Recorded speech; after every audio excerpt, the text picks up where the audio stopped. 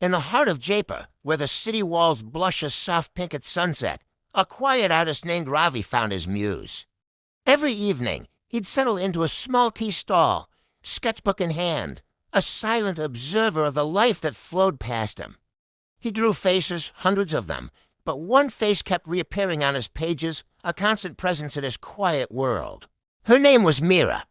She was a young woman who, like him, sought solace in a cup of chai after a long day's work. Ravi never dared to speak to her. Words were clumsy, but his pencil was true. He captured her smile, a fleeting curve that could light up the entire street. He sketched the way the golden sunlight caught in her hair, turning it into a halo. He drew the calm in her eyes, a peaceful depth that seemed to hold the secrets of the sky.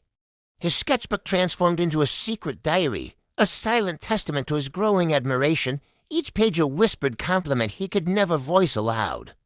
One evening, the air grew heavy with the promise of rain. Monsoon clouds gathered, painting the sky in shades of deep indigo. As Ravi was lost in his art, shading the curve of a familiar smile, he felt a presence beside him. It was Meera. She had noticed him drawing, her curiosity finally getting the better of her. She leaned in, her voice a soft murmur against the rising wind. "Is that me?" she asked.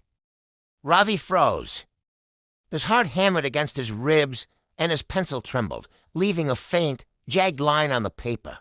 He could only manage a small, embarrassed nod, his gaze fixed on his shoes. He felt exposed, his secret world laid bare. But Meera didn't laugh or walk away. Instead, she gently picked up the sketchbook with a hesitant grace. She began to flip through the pages, one after another. She saw herself. Dozens of portraits, each one capturing a different moment, a different mood. There she was, laughing with the chaiwala. There she was, lost in thought, staring into the distance. Each drawing was tender, filled with a detail and an intimacy that startled her. It was as if he had seen straight into her soul. She looked up from the book, her eyes wide with a mixture of surprise and a deep, touching warmth. "You see me more clearly than I see myself," she whispered, her voice barely audible. For the very first time, Ravi lifted his head and met her gaze. The fear was still there, but it was overshadowed by a flicker of hope. "I didn't know how else to tell you," he admitted, his voice rough with tears. Meera's surprise melted into a beautiful, understanding smile. "Then let's start with tea," she said, her eyes still holding his as she pointed to the now bustling stall. That evening, as the first drops of the monsoon began to fall, they sat together, sharing chai and easy laughter.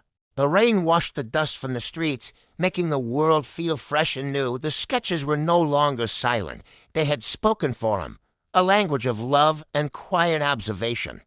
And she had heard every word. Thank you for listening. If you enjoyed this story, please subscribe to Echoes of Passion for more tales that touch the heart.